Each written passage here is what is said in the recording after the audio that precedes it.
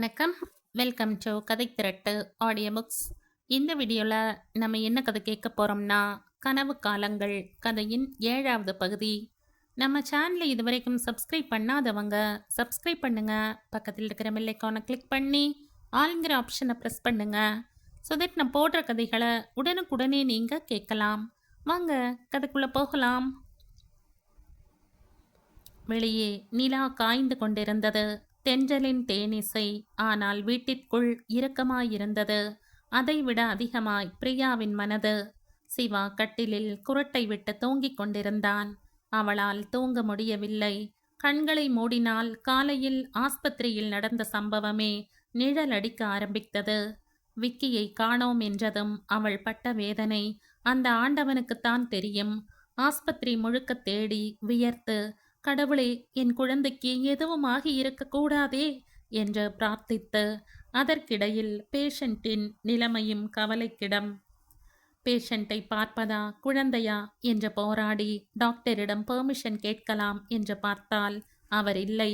இருந்தாலும் கூட நிச்சயம் பெர்மிஷன் தரப்போவதில்லை. நர்ஸ்களிடம் சொல்ல, போமா போய் தேடு, பேஷண்ட்டை நாங்கள் பார்த்துக்கிறோம் என்று அவர்கள் அனுப்பி வைத்தனர். விக்கிக்கு நடக்க முடியாது. தவழுகிற பருவத்தில் இருப்பவன் எங்கே போயிருப்பான்? அரை அறையாய் தேடி வார்டு வார்டாய் அலைந்து ஏமாற்றம். எங்கே போயிருப்பான்? யார் கொண்டு போயிருப்பார்கள் என்று விளங்கவில்லை. நான் தப்பு பண்ணிட்டேன். பேசாம விடுதியில் சேர்த்து விட்டிருக்கணும், அல்லது படிக்க வந்திருக்க கூடாது. குழந்தையை விட படிப்பை பெரிதாய் நினைத்தது தப்பு. என்னால் அவனுக்கு எந்த சுகமும் இல்லை. ஒரு தாயிடமிருந்து கிடைக்க வேண்டிய அன்பு, அரவணைப்பு எதையும் அவனுக்கு நான் கொடுக்கவில்லை. விக்கிக்கு ஆபத்து ஏதும் நேர்ந்திருக்குமோ என்கிற பயம் ஒரு பக்கம். சிவா கேட்டால் என்ன பதில் சொல்வது என்கிற தவிப்பு மறுபக்கம். அந்த தவிப்பும் தகிப்பும் அரை நாள் இருந்தது. சாப்பிடவில்லை. காஃபி டீ குடிக்காமல் தளர்ந்து போயிருந்தாள். ஏற்கனவே பலகீனம், வேலை பளு. என்ன செய்ய போகிறேன்? எப்படி கண்டுபிடிக்கப் போகிறேன்? நான் என்ன தினமும் பார்த்துக்கவா சொன்னேன்? ஒரே ஒரு நாள் கூட பார்த்துக்க முடியலனா அப்புறம் தங்கைன்னு இருந்து என்ன பிரயோஜனம்? அவளது கோபம் அனுஷாவின் மேல் போயிற்று. இவளையும் அம்மாவையும் காப்பாற்ற வேண்டி மட்டுமே நான் சிவாவை கட்டி கொண்டேன். அதெல்லாம் அவளுக்கு மறந்து போச்சு. கல்யாணமே செய்துக்காமல் இருந்தா இத்தனை அவஸ்தை இல்லை. எல்லாரும் சேர்ந்து கட்டி வச்சுட்டு இப்ப வேடிக்கை பார்க்கறா. பழச பேசி என்ன பிரயோஜனம்? இனி ஆக வேண்டியதை பார். என் குழந்தை எங்கே இருக்கானோ? ஆஸ்பத்திரி முழுக்க தேடியாச்சு. பேசாம போலீஸில் கம்ப்ளைண்ட் கொடுப்போமா? நேக்கு எப்படியெல்லாம் சோதனை வருது. ஆஸ்பத்திரிக்கு யார் யாரோ வரா போறா. அதில் யாரைன்னு போய் கேட்கறது? குழந்தை இல்லாதவா யாராச்சும் தூக்கி போயிருப்பாளோ? அவளது மனம் அல்லாடி கொண்டிருக்க டாக்டர் அழைத்து, கங்க்ராட்ஸ் பிரியா என்று தட்டி கொடுத்தார். அவளுக்கு எதுவும் புரியவில்லை. Operation success. பேஷண்ட் பிழைச்சு விட்டார். மிரக்கிள். இதில் உன்னோட பங்கும் அபாரம். தேங்க்யூ சார் என்ற உதடுகள் உச்சரித்தாலும் உள்ளம் விக்கி விக்கி என்று விக்கிக் கொண்டிருந்தது. இதே வேறு சமயமாயிருந்தால் ஆர்ப்பரித்திருக்கலாம். ஆட்டம் பாட்டம். சந்தோஷப்படுகிற நேரமாயிது. இதுதான் என் ராசி. சந்தோஷமே நேக்கு வராது. அப்படியே வந்தாலும் அதை அனுபவிக்க முடியாது. Priya, meet Mrs Sharma Chaudhary. இவங்களோட ஹஸ்பண்ட் தான் அது. அந்த ஷர்மா சௌத்ரி தள தளவென்றிருந்தாள். 50 வயதை தொட்டிருந்தாள். அதை டை கொண்டு மறைத்து உடல் முழுக்க நகைகள். பணக்காரியாக இருக்க வேண்டும். அவள் பிரியாவின் கையை பிடித்து கொண்டு, ஹார்ட்ஸ் ஆஃப் யூ. டாக்டர் சொன்னார், நீ ஃப்ரெஷ் ஸ்டூடெண்டாக இருந்தாலும் ரொம்ப சாதுரியமாய் ஆப்ரேஷன் செய்தாயாமே. Thank you, thank you very much. என் கணவரின் போன உயிரை மீட்டு தந்திருக்கிறாய். உனக்கு நான் என்ன கைமாறு செய்யறதுன்னே தெரியலை. சிச்சி, நான் என் கடமையைத்தானே செஞ்சேன். கடமை, அதை இப்போ எத்தனை பேர் ஒழுங்கா செய்கிறாங்க? போகட்டும். உனக்கு என்ன வேணுமோ கேள், நான் தருகிறேன். என்ன வேணும்? எவ்வளவு பணம்? அதெல்லாம் எதுவும் வேணாம் மேடம். உங்களோட பாராட்டே போதும். Priya, I am proud of you. இப்போன்னு இல்லை, எப்போ எந்த உதவி வேணும்னாலும் என்னை வந்து பார் என்று ஷர்மா தன் விசிட்டிங் கார்டை எடுத்து நீட்டினாள். பிரியாவுக்கு அழுகை அதிகமாயிற்று. கேட்பது கிடைப்பதில்லை, கேட்காதது கிடைக்கிறது. இதுதான் வாழ்க்கை. குழந்தை எங்கே என்று சிவா கேட்டால் என்ன பதில் சொல்வேன்? அவர் கேட்பாரா? நிச்சயம் கேட்பார். குழந்தை மேல் அன்பில்லை என்றாலும் என்னை வதைக்க வேண்டியாவது கேட்பார். அதில் அவருக்கு ஒரு சந்தோஷம். டாக்டர் அவள் விசனத்துடன் அமர்ந்திருப்பதை பார்த்து, பிரியா, இன்னும் இங்கயா? வீட்டுக்கு போகல? டாக்டர், என் குழந்தை. உனக்கு விஷயம் தெரியாதா? ஓ, ஐ எம் சாரி. உன் ஹஸ்பண்டுன்னு சொல்லி ஒருத்தர் வந்து அப்பவே தூக்கிட்டு போயிட்டார். என் ஹஸ்பண்டா? சிவாவா? எஸ், கமான், கார்ல ஏறு, உன்னை நான் டிராப் பண்றேன். அவளுக்கு சந்தோஷம் பிடிபடவில்லை. Thank God. அவர் இங்கே எதுக்கு வந்தார்? எதுக்காக குழந்தையை தூக்கி போனார்? ச்சே, கொஞ்ச நேரத்துல ஆடி போயிட்டேன். ஏது எப்படியோ குழந்தை கிடைத்தவரை சந்தோஷம். வீட்டின் முன் கார் நின்றதுதான் தாமதம். தேங்க்யூ டாக்டர் என்று சொல்லிவிட்டு பிரியா ஓடி வந்து பில் அடித்து சிவா கதவை திறந்ததும், குழந்தை எங்கேண்ணா என்றாள். அது யார்? எது? உன்னை கார்ல டிராப் பண்ணது? Chief doctor. அவன் எதுக்கடி உன்னை டிராப் பண்ணணும்? அவள் அவனை ஒதுக்கிவிட்டு உள்ளே ஓடி கட்டிலில் கிடந்த விக்கியை எடுத்து முத்தம் கொடுக்க, அவளது முடியை கொத்தாய் பிடித்து, முதல்ல நான் கேட்டதுக்கு பதில் சொல்றி என்று அறைந்தான். யார் அவன்? அவனுக்கும் நோக்கும் என்ன உறவு? அண்ணா, ஏன் இப்படி பேசுறேள்? நான் பேசப்படாது, ஆனா நீ செயல்படலாம், அப்படித்தானே? அவனோட சேர்ந்து கொஞ்சறதுக்காகத்தான் குழந்தையை பெஞ்சில் போட்டுட்டு போனியா? விக்கி ஏன் மகண்டி, அவன் ஒன்றும் அனாதை இல்லை. பிரியாவுக்கு வார்த்தைகள் வரவில்லை.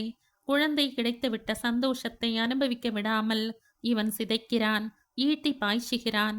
இவனெல்லாம் ஒரு புருஷன், மனுஷன். ஆத்துக்காரியை புரிஞ்சுக்காதவனுக்கெல்லாம் எதுக்கு கல்யாணம், எதுக்கு குடும்பம்? அன்னைக்கு குழந்தையே தன்னோடதில்லை நான். இப்போ குழந்தைக்காக பாசம் பொங்குறது. ஏன் இந்த வேஷம்? யாரை ஏமாத்த இந்த நாடகம்? நேக்கு இப்படி ஒரு ஆம்படையான் தேவைதானா? அவனை வெறுத்து ஒதுக்கலாம் என்று நினைக்கும்போது மறுநாளே வந்து குழைவான். உடன் அவள் இளகிப் போவாள். புருஷன் பெண்டாட்டிக்குள் சண்டை சச்சரவுகள் சகஜம். அதை பெருசுபடுத்தக்கூடாது. நாம் எல்லாம் மனிதர்கள் தானே, தெய்வம் இல்லையே. தவறு செய்வது மனித இயல்பு. அதை மறந்து மன்னிப்பதே மாண்பு. பிரியா, இன்னும் நீ ரெடியாகல?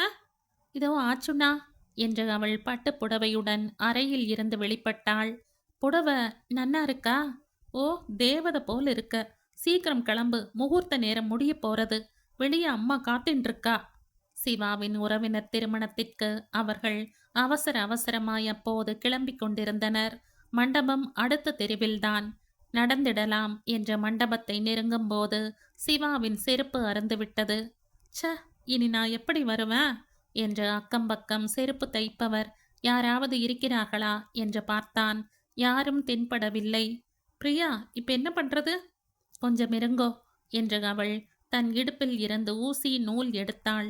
வெளியே போகும்போது ஊசி நூல், ஹூக்கு, பித்தான்கள், ஸ்டிக்கர் பொட்டு போன்றவற்றை அவள் எடுத்து செல்வது வழக்கம். இவற்றுக்கெல்லாம் எப்போது தேவை வரும் என்று தெரியாதே. அவள் அவனது செருப்பை வாங்கி தைத்து, இந்தாங்கோ, போடுங்கோ என்று நீட்ட சிவா நிஜமாலுமே உருகிப்போனான். பிரியா, நான் உனக்கு என்னவெல்லாமோ கெடுதல் பண்ணியிருக்கேன், எப்படி எல்லாமோ வதைத்திருக்கேன். ஆனா இப்ப சொல்றேன் கேட்டுக்கோ. உன்னை மாதிரி ஒரு ஆத்துக்காரி கிடைக்க நான் கொடுத்து வச்சிருக்கணும். நான் செஞ்ச தப்பையெல்லாம் தயவு செஞ்சு மன்னிச்சிருமா. சீச்சி, என்னண்ணா இதுக்கு போய் பெரிய பெரிய வார்த்தையா பேசிக்கிட்டு? மகனும் மருமகளும் உருகுவதை பார்க்க மாமியாருக்கு பொறுக்கவில்லை.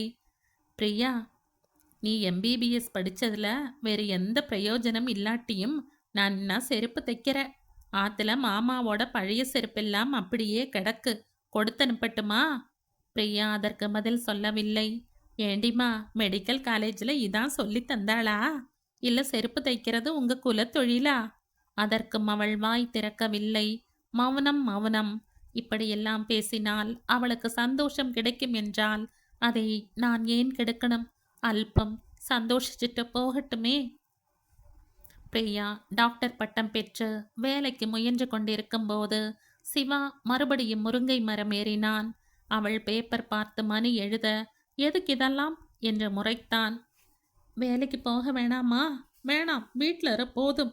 ஆத்துல சும்மா இருக்கவா நான் கஷ்டப்பட்டு படித்தேன்? உன்னை நானா கஷ்டப்பட சொன்னேன்? ஏதோ உன் திமிர் படிச்ச, நானும் கண்டுக்காம இருந்தேன். வேலைக்கு போனா என்னவாம்? என்னை என்ன முட்டாள்னு நினைச்சியா? படிச்சு பட்டம் கிடைச்சதுமே என்னை எதிர்க்கிற நீ? இன்னும் வேலைக்கு போனால் எப்படியெல்லாம் பேசுவ? வேலைக்கு போனால் சும்மா இருப்பியா? நீ என்னை விட அழகா எந்த டாக்டராவது கிடைச்சா அவன் பின்னாடி ஓடிருவ. ஏன்னா இப்படியெல்லாம் பேசுறேள்? ஆமா, உன் தங்கை ஓடி போகலையாக்கும். பிரியா அதற்கு மேல் அவனுடன் தர்க்கம் பண்ணவில்லை. இவன் இப்படித்தான் பேசுவான். எதையும் காதில் போட்டுக்கொள்ளக்கூடாது. படிக்கக்கூடாது. நான் படிச்சு முடிச்சாச்சு. இனி வேலையும் தேடிண்டுட்டால் யாரையும் எதிர்பார்த்திருக்க வேண்டியதில்ல. விக்கியை படிக்க வச்சுண்டு சுகமா இருக்கலாம். அவள் பாட்டிற்கு அப்ளை பண்ணுவாள். ஆனால் தபாலில் வரும் இன்டர்வியூ மற்றும் அப்பாயின்மெண்ட் கடிதங்களை அவளுக்கு தெரியாமல் அவன் கிழித்தெறிவான். ஒரு சமயம் பிரியாவின் தோழி, நான் பிஜி பண்ண வேண்டிய அமெரிக்கா போறேன், நீயும் வா, உனக்கு ஸ்பான்சர் ஏற்பாடு பண்றேன் என சிவா உறுதியாய் மறுத்துவிட்டான். மறுத்ததோடு இல்லாமல் அந்த தோழியை அவமானப்படுத்த வேற முயன்று வெறுப்பேற்றினான். ச்சே, உன் புருஷன் இத்தனை மோசமானவனா? ஆமாண்டி, நான் மோசமானவன்தான். இனி இந்த பக்கம் திரும்பி பார்த்தீங்கன்னா தெரியும் சேதி. மேல் படிப்புக்கும் போகக்கூடாது, வேலையும் பார்க்கக்கூடாது. அப்புறம் வேற என்னதான் செய்யறதாம் என்று பிரியா இடிந்து போய் அமர்ந்திருக்கும் போது சுப்புலட்சுமி சீரியஸ் என்கிற தகவல் வந்தது. சிவா அவளை போகக்கூடாது என்று தடுத்தான். விடுங்கண்ணா, என் அம்மாவை கடைசியா ஒரு முறை. நோ, என்னை மீறி நீ போகப்படாது. அப்படி மீறி போனால் உன் குழந்தையை நீ உயிரோட பார்க்க முடியாது. அம்மாவா இல்ல குழந்தையா, யார் வேணும்னு நீயே முடிவு பண்ணிக்கோ. எந்த ஒரு வளர்ச்சியையும் யாராலும் தடுத்து நிறுத்திவிட முடியாது. வேண்டுமானால் அதில் சிக்கல் உண்டாக்கலாம், தாமதப்படுத்தலாம். தடை அவ்வளவே. பெரும்பாலான சமயங்களில் தடை என்பது அதை மீறும் உத்வேகத்தையே ஏற்படுத்துகிறது. தடையை தாண்டுகிற வரை தயக்கம், தாண்டின பின்பு வேகம். வேகம் பிடித்துவிட்டால் அப்புறம் அதை பிடிக்க முடியவில்லை. அதன் போக்கில் அது பாட்டிற்கு போய்கொண்டே இருக்கும். பிரியா விஷயத்திலும் கூட அப்படித்தான். அவள் ஏற்பாடு செய்த வேலைகளை எல்லாம் சிவா எப்படியாவது தடுத்து கொண்டே இருந்தான். சம்பந்தப்பட்ட ஆஸ்பத்திரிக்கு சென்று கலாட்டா, கல்லெறி, வேலை கொடுத்தால் வெட்டுவேன் குத்துவேன் என்ற மிரட்டல். கட்டினவனே வேலை தரக்கூடாது என்கிறான், நமக்கேன் வம்பு என்ற நிர்வாகம் பின் வாங்கிவிடும். அவற்றையெல்லாம் மீறி பிரியா சொந்தமாய் கிளினிக் ஒன்று ரிஜிஸ்டர் செய்து ஆரம்பித்துவிட அவனது புகைச்சல் அதிகமாயிற்று. அவளது வளர்ச்சியை சிவாவால் தாங்கிக் கொள்ள முடியவில்லை. தன்னை மீறி போகிறாள் என்கிற தாழ்வு மனப்பான்மை, ஆவேசம், அதை எப்படியும் தகர்க்க வேண்டும் என்கிற வெறி, அந்த வளர்ச்சியையும் அவள் அனுபவிக்காமல் செய்ய வேண்டும். அதற்கு என்ன வழி என்று பார்த்தபோது விக்கி கிடைத்தான். பிரியா அவனிடம் அளவுக்கு அதிகமான பாசம் வைத்திருக்கிறாள். விக்கியை அவளிடமிருந்து பிரித்துவிட்டால் அவளது மனதில் ஒரு அடி விழும். சறுக்குவாள், தளர்ந்து போவாள். போகணும். அதற்கான தருணம் பார்த்திருந்தான். பிரியா அதிகாலையிலேயே எழுந்து வீட்டு வேலைகளை முடித்து விக்கியை கிண்டர் கார்டனில் விட்டுவிட்டு பிறகு கிளினிக்கில் அமருவாள். மதியம் அவளே போய் அவனை அழைத்து வருவாள். 2 பேரும் ஒரே இடத்தில் இருந்தால் இருவரையும் பிரித்து வைக்க முடியாமல் போய்விடும். சிவா யோசித்து அதற்கொரு வழி பண்ணினான். அவனுக்கு உத்தியோக மாற்றம். பிரியா, நேக்கு திருநெல்வேலிக்கு மாத்தல் ஆயிடுத்து. அச்சச்சோ, அங்க தனியா எப்படி இருப்பேளாம்? தனியா ஏன் இருக்கணும், நீயும் வந்துட. இப்பதான் கஷ்டப்பட்டு கிளினிக் ஆரம்பிச்சிருக்க, அதை விட்டுட்டு எப்படி வர முடியும்? திருச்சின்னா பழகின இடம், ஈஸியா பிக்கப் பண்ணிடலாம். உங்க மாத்தலை கேன்சல் பண்ண முடியாதா? ம், சரி, நீ அங்க வர வேணாம், விக்கி எங்கூட வந்துருட்டும். ஐயோ, என்ன சொல்றேள்? கொஞ்ச நாளைக்கு நீ அவனை பார்க்காம இருக்கிறது தான் நல்லது. ஏன்னா, நீ இப்பதானே கிளினிக் திறந்திருக்க. கிளினிக்ங்கிறது சாதாரண காரியமா என்ன? இந்த சமயம் உன்னோட முழு கவனமும் தொழிலில் தான் இருக்கணும். அப்பதான் நல்ல பெயர் எடுக்க முடியும், முன்னேற முடியும். அவனோட படிப்பு, அதை நான் பார்த்துக்கிறேன். பேசாம இங்கேயே ஹாஸ்டல்ல போட்டுடலாமே? வேணாம், குழந்தைக்கு நம்மோட கண்காணிப்பு எப்படியும் வேணும், இல்லனா வீணா போயிடுவான். திருநெல்வேலிக்கு போனதுமே விக்கி அம்மா அம்மா என்று அழ ஆரம்பித்து விட்டான். ஏக்கத்தில் இளைத்து போனான். அவனை பார்த்து கொள்ள என்று சிவா வேலைக்காரி ஒருத்தியை நியமித்திருந்தான். இருந்தாலும் கூட அவனது அழுகை நிற்காது. அப்பா, என்ன அம்மாட்ட கொண்டு போய் விட்டுருப்பா, நான் அம்மாவை பார்க்கணும். அது முடியாதுடா. ஏன்?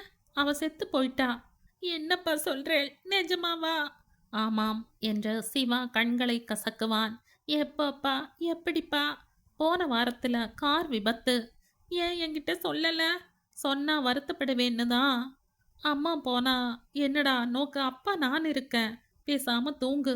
நீ சமத்தா சாப்பிடணும், அடம் பிடிக்காம படிக்கணும். அப்பதான் உன் அம்மாவோட ஆத்மா சாந்தி அடையும். என்ன தெரிஞ்சுதா? சரிப்பா. அடுத்த ஒரு வாரத்திற்கு அவனுக்கு அம்மா நினைப்பு வாட்டிக் கொண்டிருந்தது. அப்புறம் போக போக மறக்க வேண்டியதாயிற்று. திருச்சி. முன்பு ஒரு சமயம் பிரியாவால் உயிர் காப்பாற்றப்பட்ட சௌத்ரியின் மனைவி ஷர்மா ஒரு சமயம் பிரியாவை பார்க்க வந்திருந்தாள். அதுவும் வெறும் கையோடில்லை, கூடை நிறைய பழம், ஸ்வீட். மேடம், என்ன இதெல்லாம்? ஏதும் விசேஷமா? இல்ல, இன்றுதான் என் கணவர் மறுபிறப்பு எடுத்த நாள். அதனால் உன்னை பார்த்துட்டு போகலாம்னு வந்த. உன் புருஷன் குழந்தையெல்லாம் எங்க? அவ திருநெல்வேலியில. பிரியா, உண்மையை சொல்லு. புருஷனுக்கு டிரான்ஸ்ஃபர்னா அவன் மட்டும்தானே போகணும். எதுக்கு குழந்தையை கொண்டு போகணும்? உங்களுக்குள்ள டைவர்ஸா? சேச்சே. அப்புறம்? ஏதோ மனஸ்தாபம், 2 பேருக்கும் ஒத்து போகல. அப்படித்தானே? நான் உங்க அம்மா மாதிரி. என்கிட்ட நிஜத்தை சொல்லு. உனக்கு வேணுங்கிற ஒத்தாசையெல்லாம் செஞ்சு தர. மேடம், என்ன சாப்பிட்றேள்?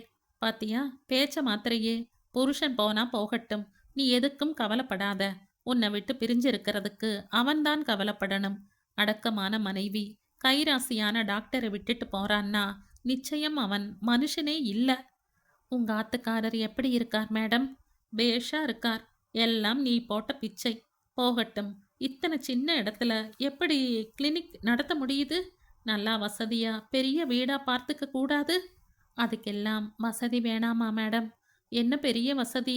கை காசு போடணும்னு இல்ல, பேங்க்ல லோன் வாங்கலாமே.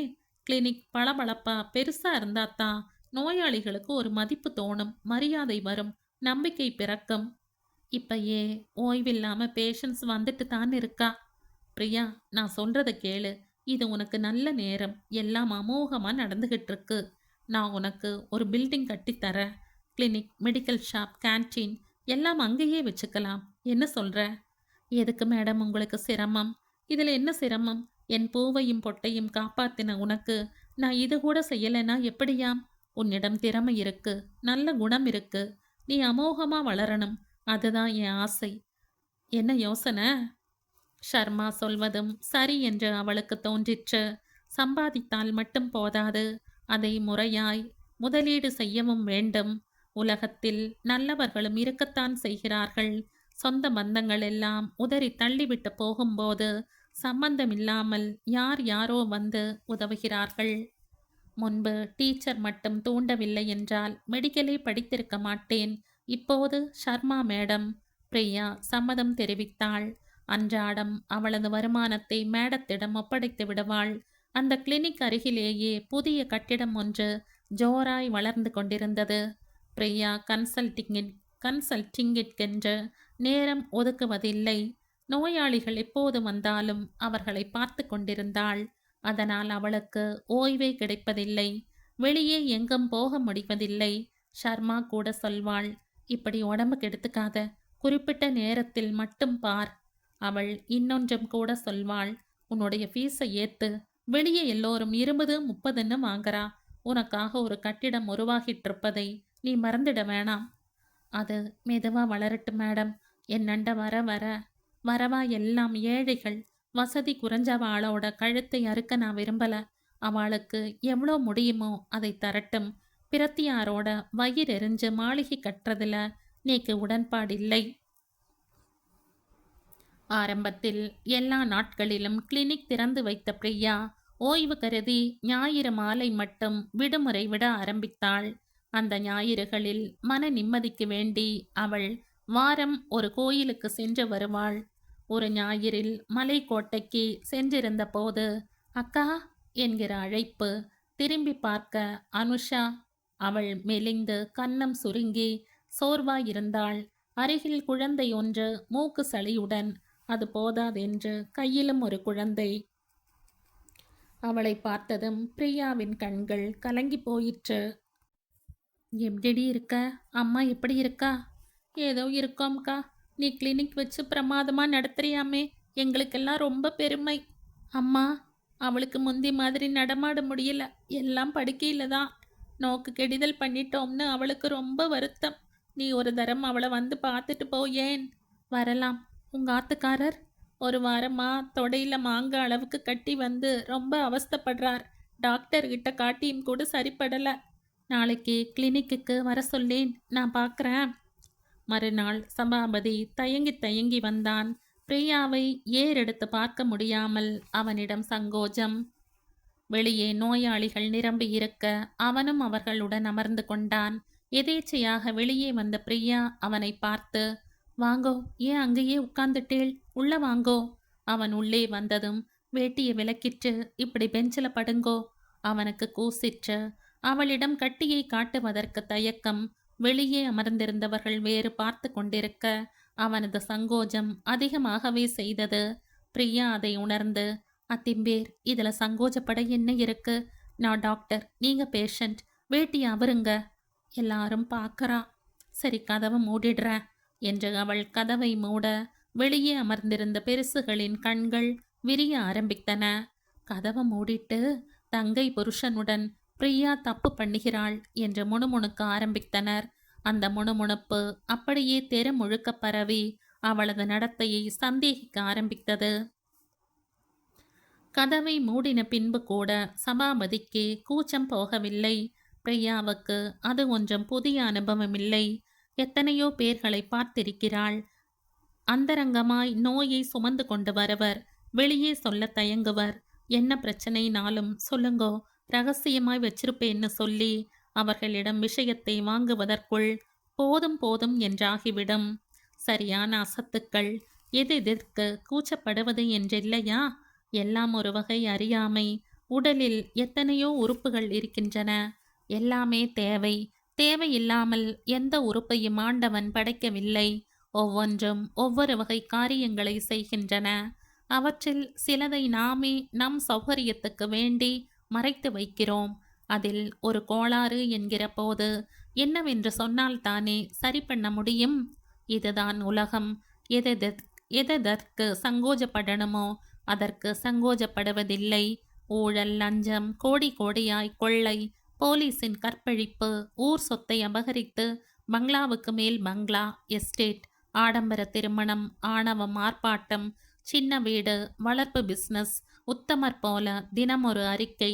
இதற்கெல்லாம் கூசுவதில்லை, அஞ்சுவதில்லை. பிரியா அவனை கிடத்தி அவனது கண்களை கட்டிவிட்டு கட்டியை அறுத்து சிகிச்சை அளித்தாள். சபாபதிக்கு கண் கலங்கி போயிற்று. அன்னைக்கு ஆத்துக்கு வந்தப்போ கொஞ்சம் கூட ஈவிரக்கமில்லாமல் விரட்டி அடித்தேன். அதையெல்லாம் மனசில் வச்சுக்காம நேக்கு சிகிச்சை தரேள். மன்னி, என்னை மன்னிச்சுக்கோங்கோ. சேச்ச, எதுக்கு பெரிய பெரிய வார்த்தையாக பேசுகிறேள்? அதையெல்லாம் நான் அப்பவே மறந்துட்டேன். நீங்கள் அவசியம் ஆத்துக்கு வரணும். உங்கள் அம்மாவை வந்து பார்க்கணும். பிரியா அடிக்கடி தன் அம்மாவை போய் பார்க்கிறாள். சபாபதிக்கு சிகிச்சை அளிக்கிறாள் என்கிற விபரம் எப்படி யார் மூலம் சிவாவிற்கு போயிற்றோ தெரியவில்லை. தகவல் அறிந்ததும் அவன் சீற்றம். அவர்கள் ஒன்று சேர்ந்து விட்டதை அவனால் ஜீரணிக்க முடியவில்லை. மகனை பிரித்துவிட்டால் அவள் தகர்க்கப்படுவாள், தன்னிடம் ஓடி வருவாள் என்று திட்டமிட்டிருந்தவனுக்கு ஏமாற்றம். அவளும் வளர்கிறாள், கட்டிடமும் வளர்கிறது என்பதை சிவாவால் பொறுக்க முடியவில்லை. உடன் ரயில் ஏறினான். வந்தவுடனேயே அவனிடம் கடுகடுப்பு. பிரியா அதை பொருட்படுத்தாமல், விக்கியை ஏன் அழைச்சிக்கிட்டு வரல என்றாள். அவனுக்கு பரீட்சை. அவன் அங்கே தனியா எப்படி? அதுக்கெல்லாம் ஆள் வச்சிருக்கேன். அவனை பற்றி நீ கவலைப்பட வேணாம், மறந்துரு. லீவுக்காவது அனுப்பி வைப்பேளா? என்னடி என்னவோ பெருசாக அலட்டிக்கிற. எப்போ பார்த்தாலும் மகன்தானா? புருஷனை பற்றி நோக்கு கவலை இல்லை. நான் பாட்டுக்கு இருமின்றிருக்கேன். மூ கடைக்கிறது, ஒழுகிறது, ராத்திரியில் இழுப்பு. அதை பற்றி கவனிக்க தோணலை? வாங்க, கம்ப்ளீட்டாக டெஸ்ட் பண்ணிடலாம். வேணாம், உன் சிகிச்சை நேக்கு வேணவே வேணாம். நீ தொட்டாலே அருவருப்பாக இருக்கு.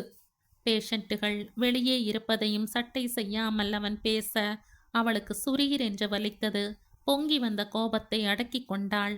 வேணாம், இப்போது பதிலுக்கு பேசினால் கத்துவான், தெருவில் போய் கூப்பாடு போடுவான். அது நேக்கு அசிங்கம், என் தொழிலையும் அது பாதிக்கும். அன்று இரவு சிவா அவளை கட்டிப்பிடிக்க வர, போங்கோ தள்ளி என்று பிடித்து தள்ளினாள்.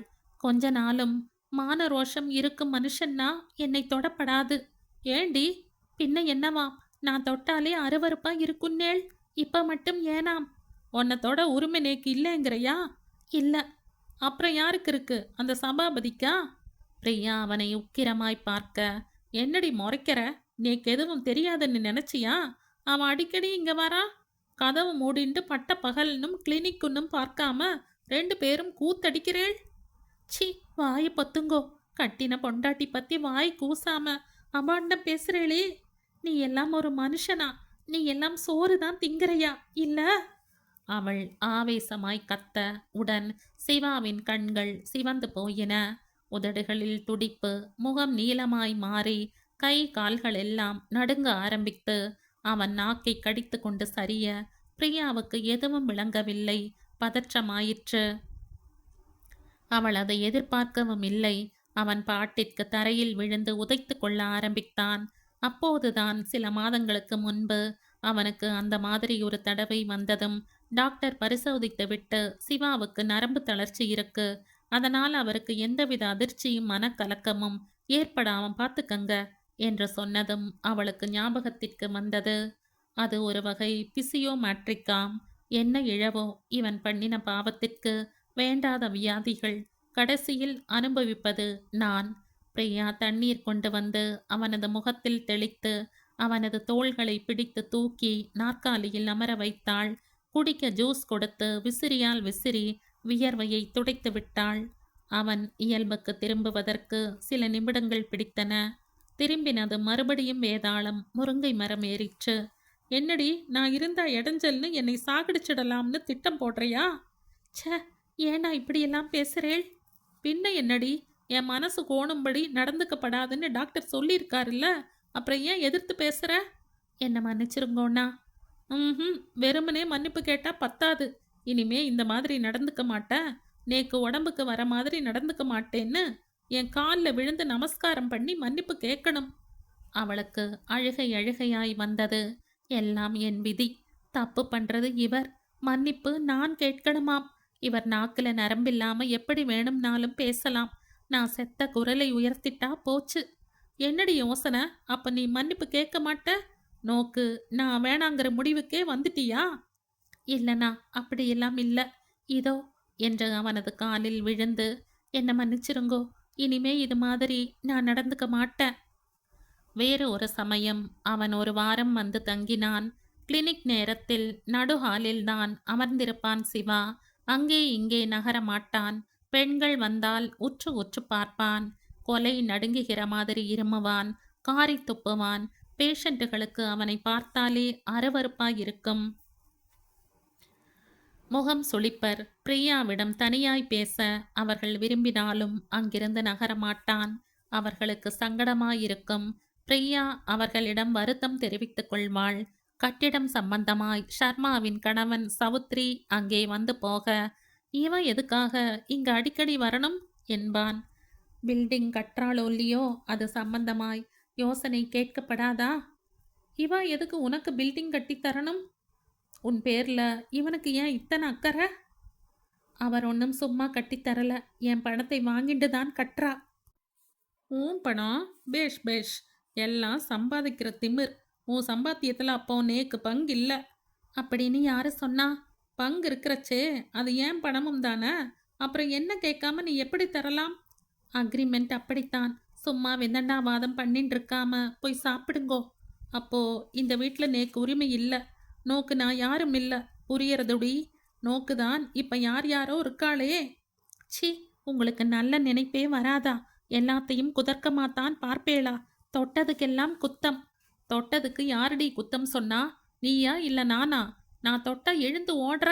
ஆனா எத்தனை ஆம்பளைகளை தொட்டு தொட்டு சிகிச்சை பண்ற? எதுக்காக இந்த பத்தினி வேஷம்? சி, நாக்கில் நரம்பில்லாம பேசாதேள். நான் ஒரு டாக்டர். பேஷண்ட்டுகளை சிகிச்சைக்காக தொட வேண்டி வரும் தான். அதையெல்லாம் ஜீரணிக்க முடியலன்னா தயவு செஞ்சு வெளியே போயிருங்கோ. எதுக்கெடுத்தாலும் தப்பர்த்தம் பண்ணிண்டா நீக்கு நிம்மதியா இங்க தொழில் பண்ண முடியாது.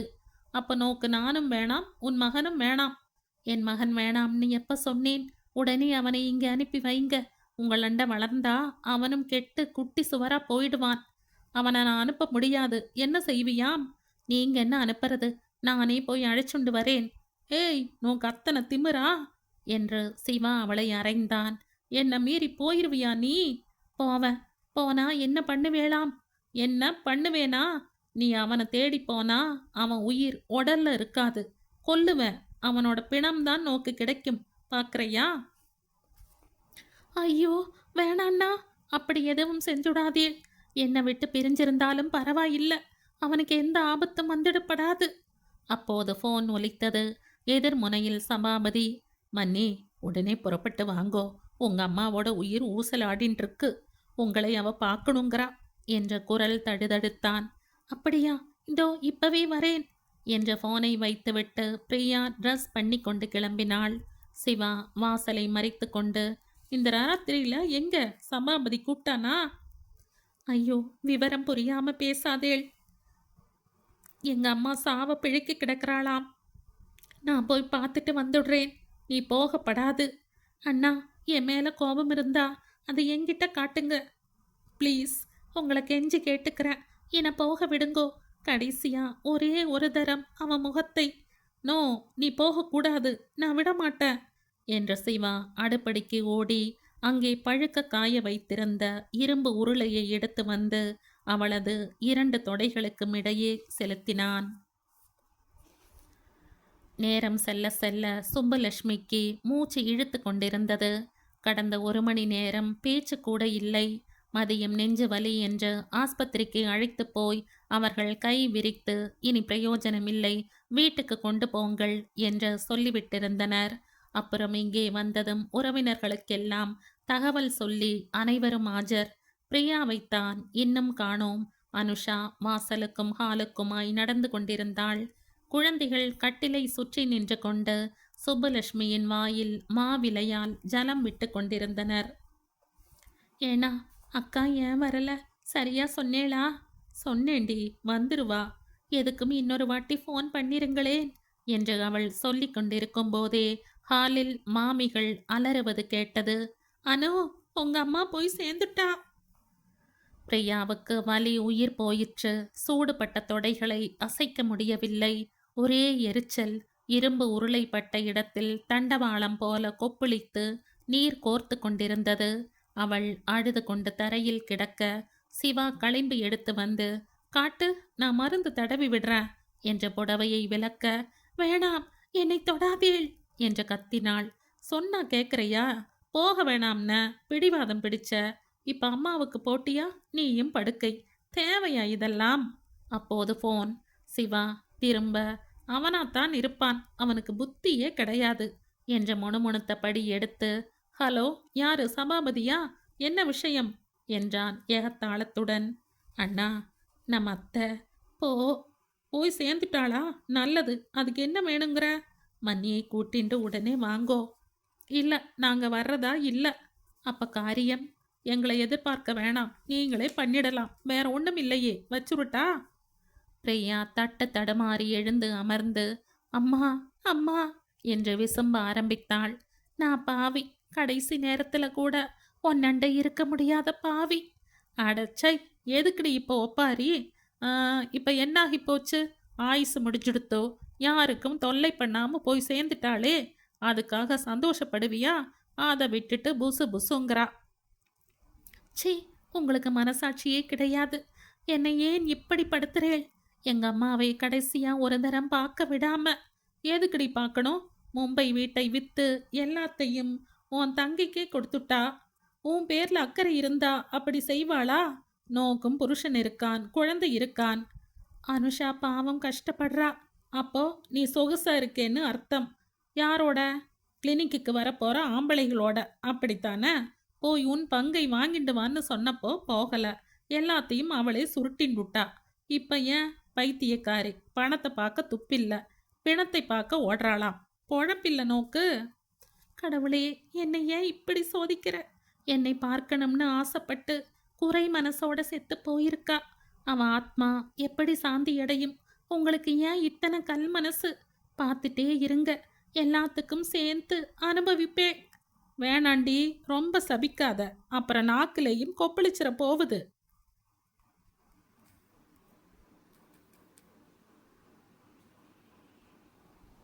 இந்த கதையின் அடுத்த பகுதி நிறைவு பகுதி.